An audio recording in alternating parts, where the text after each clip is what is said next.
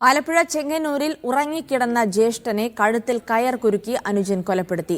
ചെങ്ങന്നൂർ സ്വദേശിയായ പ്രസന്നനാണ് കൊല്ലപ്പെട്ടത്. സഹോദരൻ പ്രസാദിനെ ചെങ്ങന്നൂർ പോലീസ് കസ്റ്റഡിയിലെടുത്തു.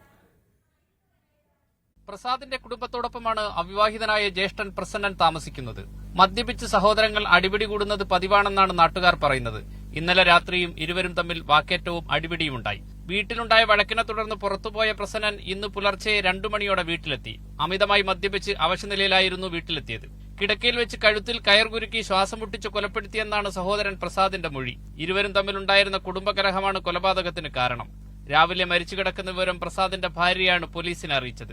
സ്ഥലത്തെത്തിയ ചെങ്ങന്നൂർ പോലീസിന് പ്രസാദിന്റെ പെരുമാറ്റത്തിൽ സംശയം തോന്നിയതോടെ കസ്റ്റഡിയിലെടുത്ത് ചോദ്യം ചെയ്തു. ഇതോടെ കൊലപാതകത്തിന്റെ ചുരുളഴിയുകയായിരുന്നു. ഇവരുടെ മറ്റൊരു സഹോദരനെ 1 വർഷം മുമ്പ് ആത്മഹത്യ ചെയ്ത നിലയിൽ കണ്ടെത്തിയിരുന്നു. മീഡിയ 1 ആലപ്പുഴ.